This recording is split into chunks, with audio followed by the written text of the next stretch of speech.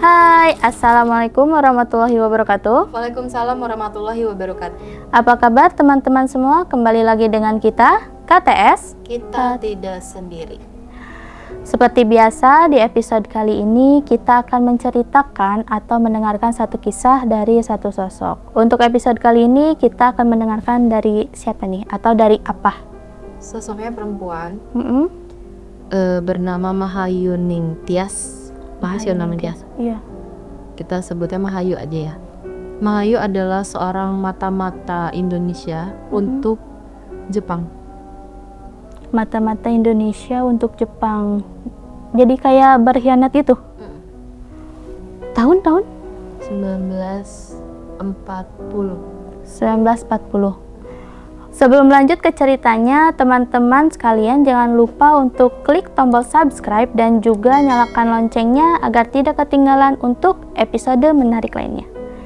Seperti biasa, kita terapkan adegan per adegan di imajinasi kalian.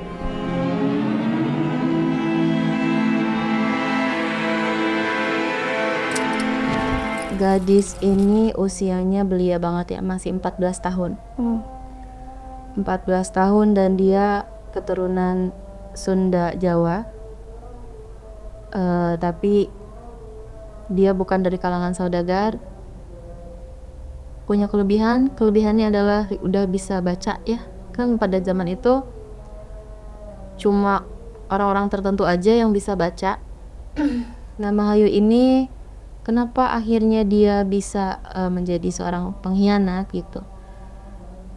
Karena rasa putus asa. Putus asanya benar-benar bukan main. Katanya di kampungku ini ada pembersihan di mana setiap pembangunan jalan, pembangunan jembatan ada satu pasang pemuda dan pemudi harus ditumbalkan untuk membangun suatu jalan atau jembatan itu. Jadi dia kabur. Tapi sebelum dia kabur, dia tuh udah nyaksiin 3 pasang pemuda-pemudi yang akhirnya ditanam hidup-hidup. Yang buat tumbal itu? Iya, jadi digali sepersekian meter. Terus posisi si calon pengantin ini, jadi sebenarnya mereka bukan pasangan ya, hanya saja laki-laki dan perempuan aja gitu. Mereka dimasukkan ke dalam satu lubang yang cukup dalam. Nanti dari atas itu seperti dipasak, jadi kayak seperti ditombak, cuma menggunakan, jadi dari ujung sampai ujung pegangan itu besi semua. Jadi dari atas tuh ditusuk dari kepalanya sampai ya mohon maaf itu kemaluan ya. Itu hidup-hidup. Selalu perempuannya duluan. Jadi laki-lakinya ini tuh nggak meninggal dalam keadaan tersiksa ya. Nah akhirnya tuh mereka berdua tuh ditimbun setelah kematian si perempuan itu. Jadi laki-laki ini tubuhnya udah berceceran darah karena hasil dari tusukan itu. Jadi dia di situ udah bukan nangis lagi, dia udah berontak, udah minta tolong kemana-mana, tapi ya emang gak bisa naik ke atas gitu. Jadi cuma bisa berusaha manjat atau mukul-mukul tanah yang seperti tembok itu, tapi memang tidak bisa keluar dari situ. Setelah ditutup sampai kelihatan atas rambutnya, itu barulah dituangkan adukan semen. Kenapa butuh tumbal? Karena pertama itu dia Belanda tidak kosong, dia membawa ilmu-ilmu sesat, dia mempercayai para dukun, terus dia juga tahu kalau misalnya di Indonesia itu kliniknya sangat kental. Di tahun itu sudah lumayan banyak orang-orang Jepang yang mulai berdatangan nih. Jadi mereka itu hitungannya kayak kloter ya. Jadi ada beberapa perahu yang akhirnya berlabuh kalau perbedaan Belanda dan Jepang tuh berlabuhnya kan beda. Nah, Jepang ini mulai invasi itu kan seperti yang kita pernah ceritain ya, maksudnya dia tuh bukan yang langsung tiba-tiba perang, tapi mendekati dulu kaum pribumi agar bisa melawan Belanda bersama-sama. Nah, ada satu momen ketika pembangunan jembatan ini itu ternyata tidak bisa menggunakan satu pasang pengantin, harus kembar. Kembar itu adik kakak. Enggak, jadi dia harus 2 pasang, Tapi tapi di satu liang yang sama enggak. Jadi 4. otomatis ada 4. 4 bertumpuk. Iya. Dan gimana caranya supaya kembar? Dipakaikan baju yang sama. Dan mereka lebih memilih untuk memakaikan baju pengantin adatnya di situ. Kebetulan itu daerah Jawa, jadi dipakaikanlah baju pengantin Jawa yang kayak beskap hitam. Mereka ditimbun di situ, tapi caranya berbeda. Si perempuan berdiri dengan keadaan tertusuk, laki-lakinya dibalikin, tapi dengan tali ke atas. Jadi biar si laki-lakinya ini tuh nggak berontak. Ada beberapa kayak para londo ireng ini bawa orang yang dituakan atau kayak sepuh atau dukun, hampir seperti dukun gitu. Mereka yang berkomunikasi dengan lelembut di sana mengatakan bahwa ini batu pertama kita, tolong terima. Semoga di kemudian hari tidak ada masalah dengan jembatan ini. Nah, si dukun ini atau si sesepuh ini tuh melempar kayak piring kecil, tapi dia anyam, terus atasnya itu kayak ada manisan, terus ada telur apa segala macam kayak sajen, itu dia lempar, terus nggak lama dia langsung lempar lagi sama batu. Batunya harus batu yang ukurannya bulat sempurna dan berwarna hitam. Nggak lama itu dia langsung lempar lagi air, kayaknya mungkin air apa, doa-doa kayak gitu. Akhirnya dia seperti biasa ditimbun tanah dulu, setelah dimatikan ya, maksudnya setelah ditombak gitu, ditimbun tanah, semen, batu, dan sampai ke akhirnya jadi si jembatan ini. Tapi ternyata nggak cukup di situ. Kalau kan perjanjiannya ini akan berakhir di pengantin kembar ini kan. Tapi saat pembuatan jembatan ini ada satu sosok yang ukurannya lumayan besar dan energinya cukup untuk membuat warga gelisah. Kenapa gelisah? Di setiap jam pengorbanan dari si pengantin ini, semua pintu rumahnya diketok oleh si makhluk itu. Iya. Dan itu diketoknya tuh nggak pelan-pelan, tapi kayak duduk gitu. Benar-benar diketok kencang. Setiap warga tuh diketoknya bergantian. Jadi seakan-akan kayak si sosok ini tuh berjalan ya, menyusuri desa itu. Terus kayak gitu, dari yang awalnya mereka pikir mungkin ini sinyal untuk perang atau apa. Jadi nggak ada pikiran itu ke sosok ya. Nah, mereka itu kan bukan kayak kita ya, maksudnya rumahnya itu pakai kaca. Mereka itu kan jendelanya beneran kayu kan. Jadi kalau misalnya mereka mau ngintip tuh susah. Jadi mereka tuh lebih milih untuk nggak ngintip. Tapi ada satu keluarga yang kayak merasa terganggu gitu dengan ketukan itu, selalu datang gitu, dan di setiap jam 3 pagi itu akhirnya dia buka jendelanya. Pas dia lihat, dia buka jendela pelan-pelan, terus pas dia buka jendela pelan-pelan, pas di satu mata dia gitu, si sosoknya tuh langsung nengok gitu. Si bapak ini, dia kaget kan, bukan main. Akhirnya dia tutup pintunya, dia tutup jendelanya. Dia mau ngunci jendelanya aja udah susah. Padahal jendelanya dia itu bukan kayak kunci yang kayak zaman sekarang yang dicetrek gini atau gimana. Kuncinya tuh yang ini tuh kayu, terus ini tengahnya paku, cuma digitu-gitu aja. Diputar gitu kan. Tapi susah karena mungkin dia kayak kaget atau apa ya dibilangnya, Gugup gak sih? maksudnya habis ngeliat yang kayak gitu. Iya. Itu ukurannya juga kan besar. Kalau misalnya bisa digambarkan gitu, sosoknya tuh seperti buto hijau, jadi ukurannya tuh melebihi pohon kelapa. Terus di mata kakinya itu ada kepala, Oke. tapi tanpa tubuh ya. Jadi mata kakinya tuh kepala, kayak kepala orang. Warnanya nggak hijau, cuma warna kulit kita biasa, tapi dia mengeluarkan bau yang busuk gitu, dan tubuhnya berlendir. Mungkin karena dia dari air ya. Iya. Dia dari air. Nah, dia tuh minta macam-macam dari desa itu. Jadi dia minta, akhirnya kan pertemuan nih antara, kalau kita tuh sebutnya mandor kali ya, mandor di kuli gitu. Terus ketemulah sama atasannya si orang Belanda ini, terus ketemu lagi sama pihak warga setempat gitu. Dan akhirnya mereka merumuskan untuk meminta bantuan ke salah satu dukun. Dan si dukun ini bilang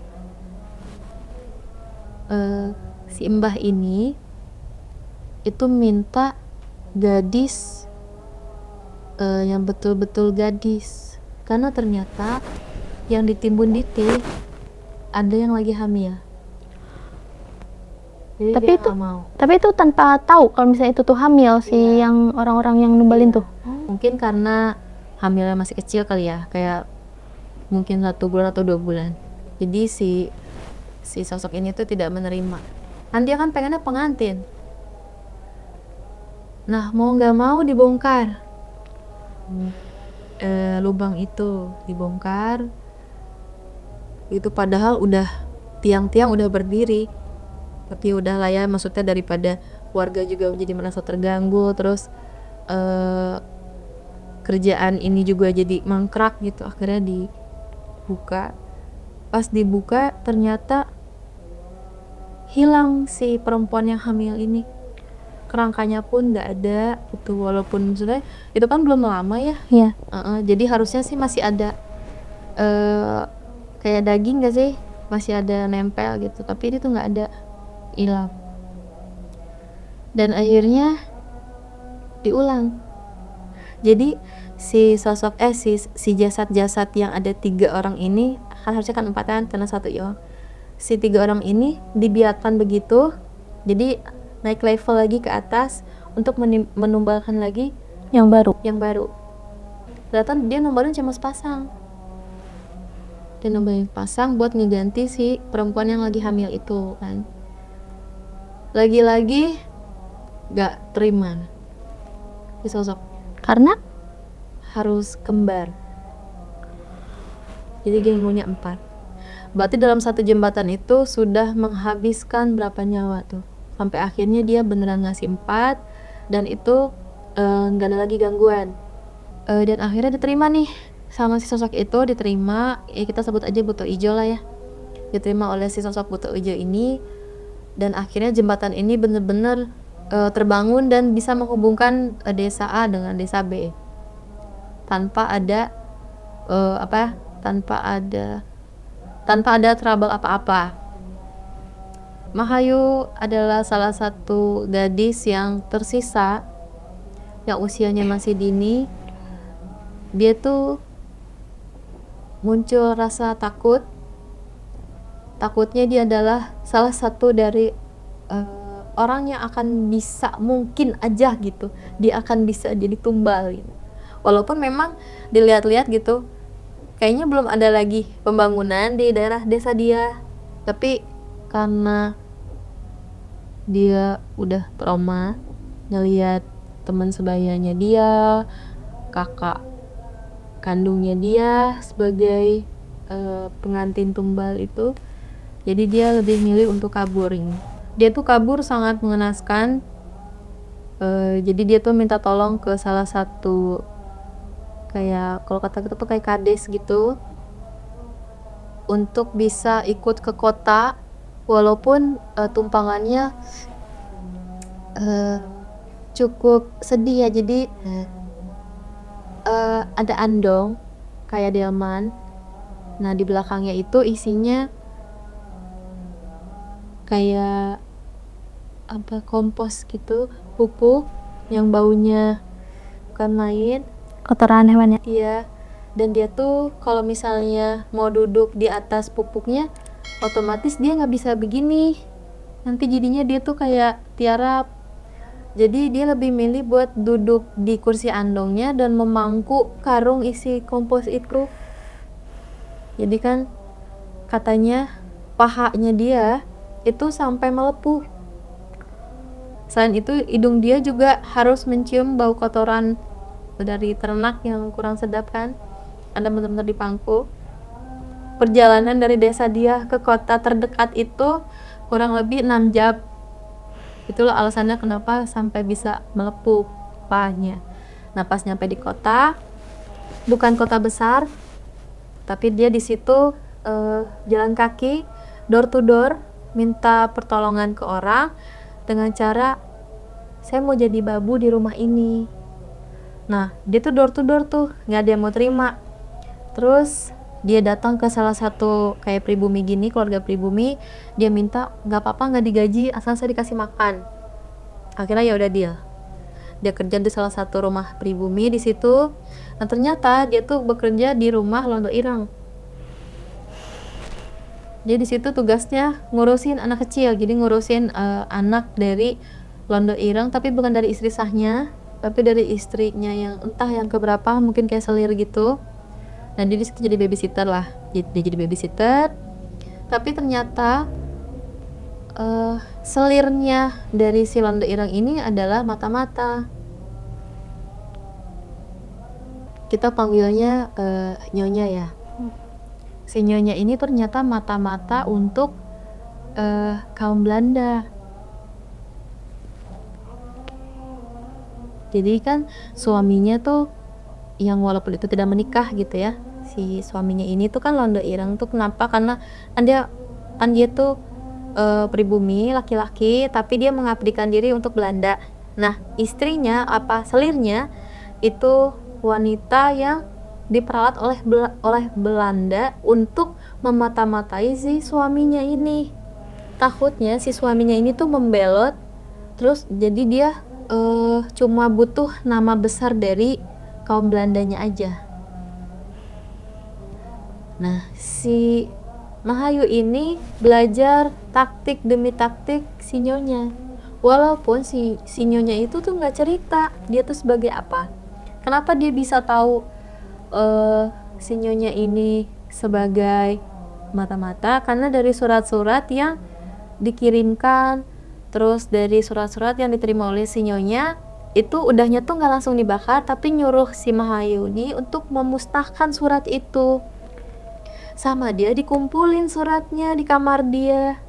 Tapi Mahayu ini bisa baca ya tadi ya? Sebelumnya dia nggak bisa baca. Pas kejadian itu tuh dia nggak bisa baca. Jadi dia tuh gini, ada surat yang masuk, dia masukin ke kotak A. Surat balasan dari si nona yang misalnya ada salah nih kata-katanya. Kan zaman dulu belum ada tip X, jadi kalau salah berarti ulangi lagi. Nah sisa kertas-kertas itu sama dia dikumpulin yang harusnya dibakar. Akhirnya dikumpulin di kotak B. Dia akhirnya bilang sama nyonya ini untuk ajari saya membaca. Terus oh ya, kamu kan nanti bakal ngurus anak aku sampai besar katanya. Berarti kan otomatis kamu harus bisa baca supaya anak aku juga jadi nggak kesulitan kan untuk pendidikan. Akhirnya dia dikasih satu kayak, kalau nggak salah tuh kalau sekarang tuh kayak kursus. Soalnya dia tuh nggak bersekolah di sekolah khusus, tapi ada guru yang datang ke rumah. Itu 1 jam tuh sekian gulden, dan itu tuh dibayarin sama nyonyanya. Akhirnya dia bisa baca di bulan keempat, bener-bener fasih ya. Dan itu 2 tulisan, tulisan Indonesia dan tulisan Belanda selama 4 bulan itu. Jadi dia belajar baca dan tulis dengan 2 bahasa. Akhirnya setelah dia ngerasa sudah fasih, dia buka lagi kotaknya, dia baca semua isinya, dan di situ dia baru sadar kalau nyonya adalah seorang kata mata. Untuk Belanda. Iya. Ada satu kejadian di mana suaminya mabuk-mabukan berat, dan suaminya tuh membawa satu kepala yang kayak terpenggal gitu, dan Mahayu ini kenal sama kepala itu. Jadi si bapak-bapak yang dipenggal ini adalah tukang andong yang membawa si Mahayu datang ke rumah itu. Dan sebenarnya bukan si bapak ini tuh bukan melakukan suatu kesalahan, tapi memang tabiatnya dari si tuan rumah ini, si Londo Ireng ini memang buruk. Jadi dia tuh kalau main tebas, kalau dia moodnya lagi jelek, tebas ya tebas aja. Tanpa pandang bulu Iya. atau kesalahan apapun orang itu ya. Dia tuh nggak salah, soalnya kan kalau si bapak-bapak yang ngirim ini tuh suruhan dari kayak kades gitu, cuma buat ngirim perlengkapan berkebun, perlengkapan ternak kayak gitu-gitu aja. Jadi bukan orang yang harus patut dicurigai. Nah, si Mawi ini kan sambil ketakutan dia ngadu sama si nyonya ini kan, si selir ini. Dia ngadu, apa harus saya lakukan gitu. Terus selirnya tuh cuma megang cangkong sambil kayak, ya kamu harus sudah terbiasa dengan hal ini. Semua kepala-kepala itu memang harus dibuang, kalau nggak nanti rumah ini akan bau.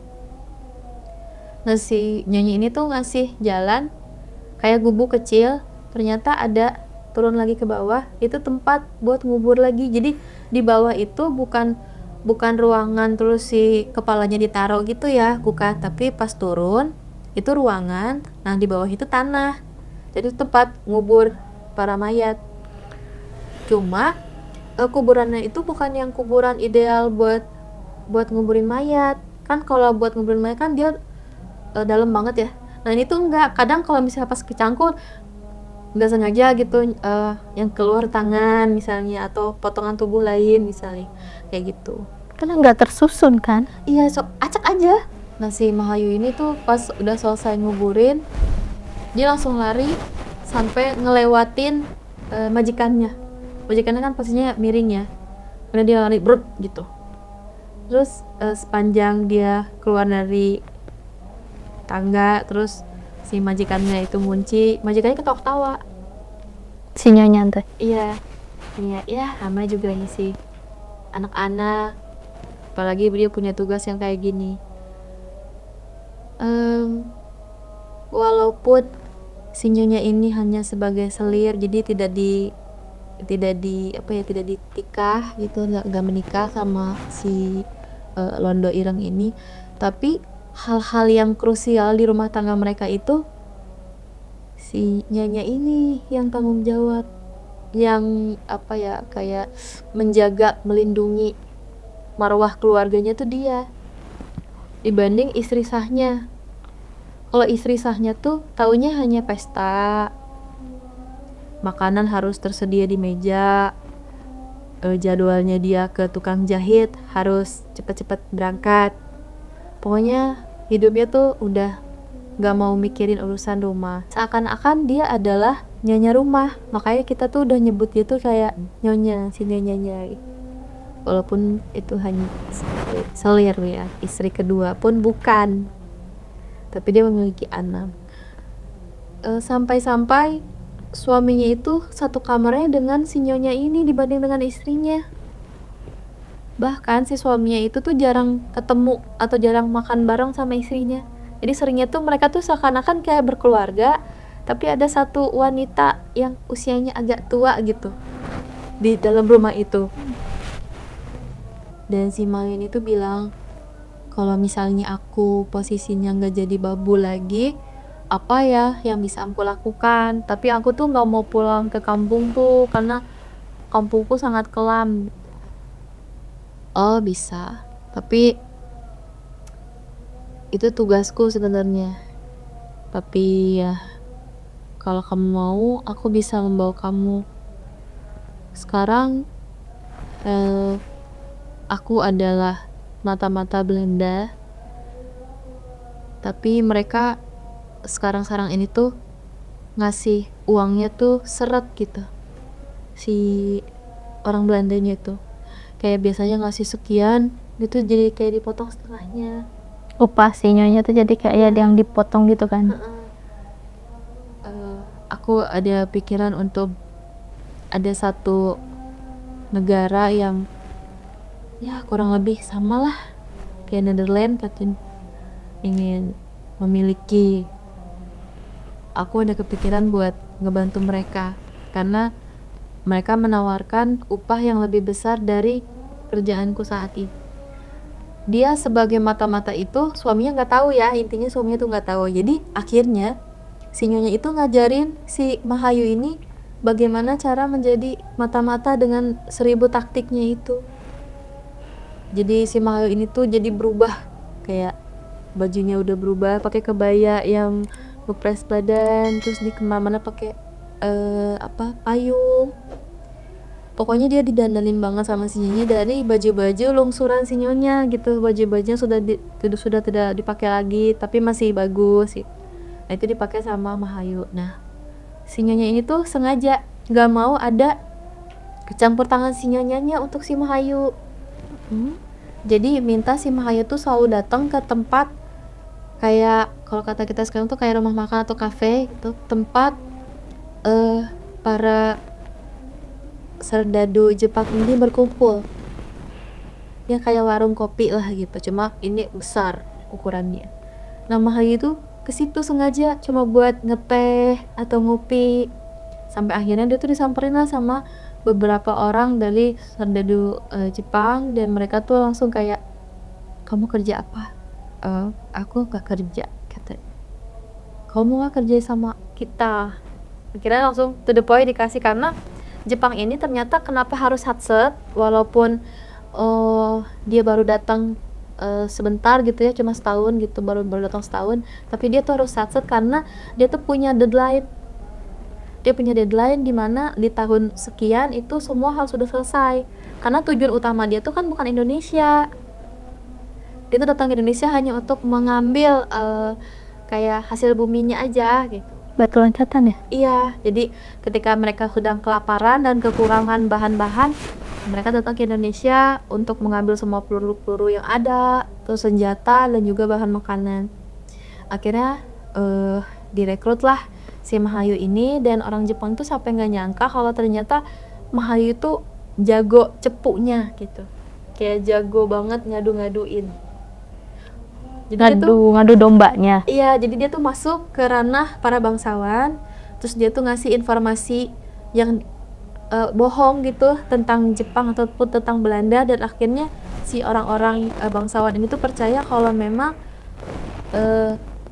memang betul adanya informasi ini gitu misalnya.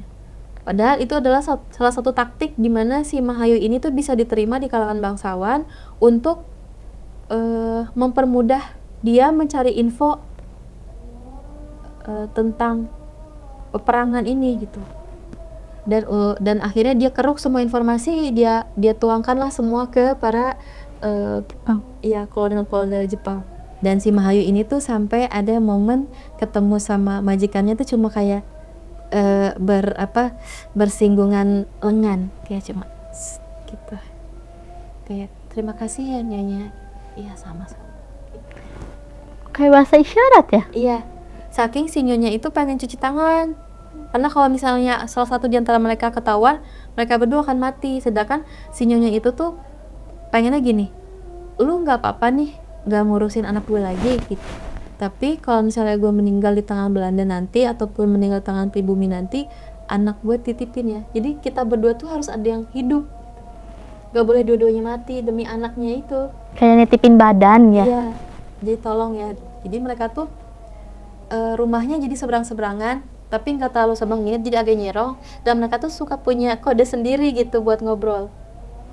Tapi itu suaminya si nyonya nggak curiga gitu ketika si Mahayu jadi otomatis kan udah nggak kerja di situ kan, nggak kerja di situ dan punya rumah seberang dia gitu?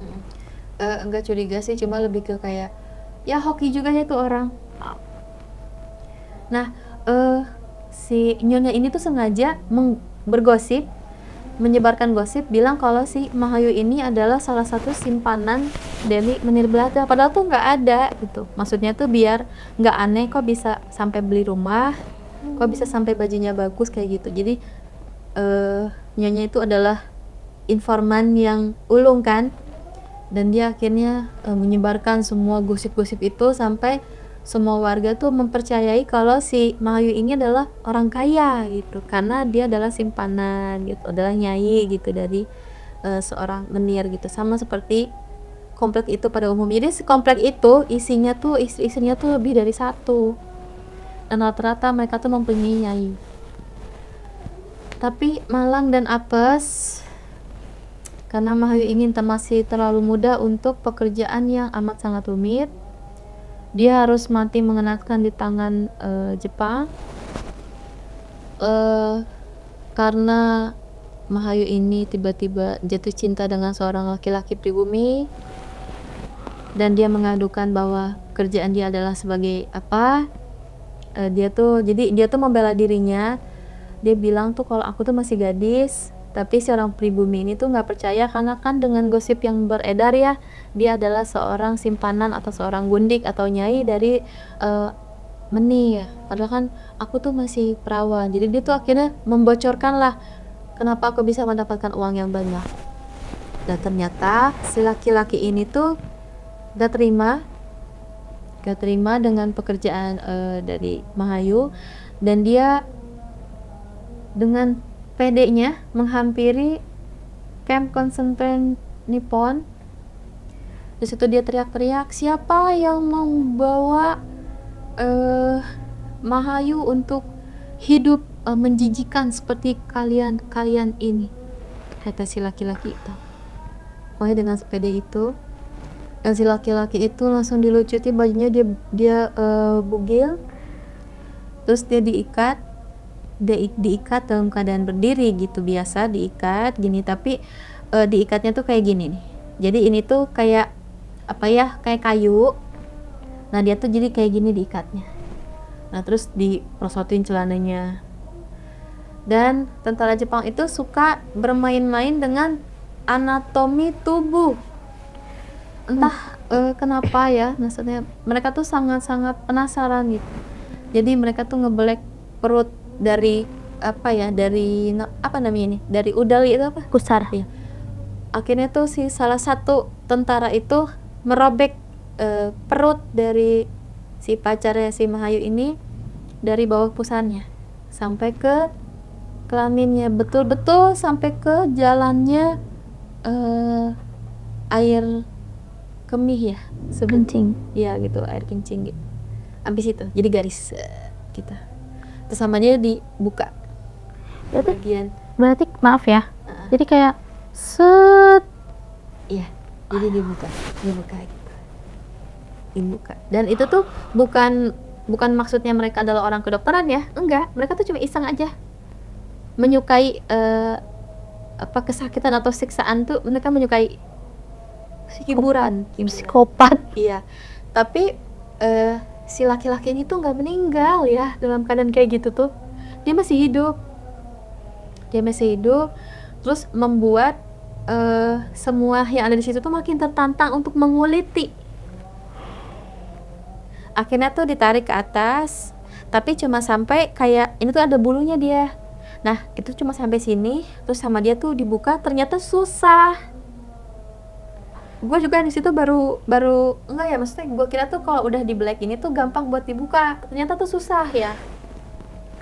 Keadaan hidup lagi. Susah ternyata. Jadi kayak banyak lapisan-lapisan lagi.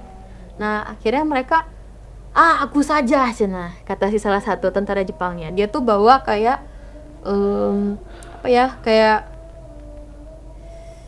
kayak pisau, tapi pisau apa ya ukuran gede kayak gitu ya, gue bingung. Jadi bentuk pegangannya kayak gini, kotak gini, tapi itu dia bawahnya tuh di tengah-tengahnya tuh dibolongin buat megang tangan. Jadi semacam kayak gergaji, tapi dia nggak, yang bawah itu nggak bergerigi, cuma gini aja, gini. Nah ujungnya tuh dia membelok, jadi bentuknya seperti paruh burung. Oke. paruh burung yang besar. Nah kayak gitu. Aku saja. Jadi sama dia tuh diambil dari sini. Set. Jadi bagian ini udah kebuka kan, bagian kulit luarnya. Jadi sama dia dicongkel. Biar kelihatan mana sih hatinya, mana sih lambungnya sih. Karena bener-bener nggak bisa dibelek. Ternyata tuh ya kalau belum mati. Baru tahu ilmu juga tuh di situ.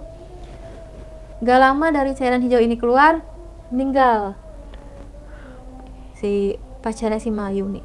Otomatis pada saat penyiksaan itu terjadi tuh si Mahayu tuh lagi dicari. Jadi bukan Mahayu datang dalam keadaan si calon ini tuh lagi udah meninggal ya, belum.